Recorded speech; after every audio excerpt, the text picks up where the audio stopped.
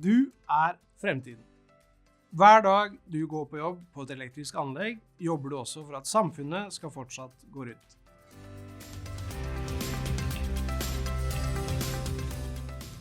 Sykehusene driftes som vanlig, det er varme i de 1000 hjem, og biler og mobiler kan lades opp igjen og igjen. Alt som gjør at vi kan våkne opp til en trygg morgendag. Og derfor er det også viktig at du holder deg selv og andre trygg.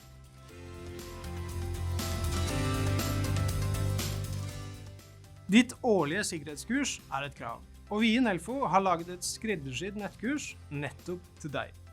Sammen bygger vi en sikrere fremtid.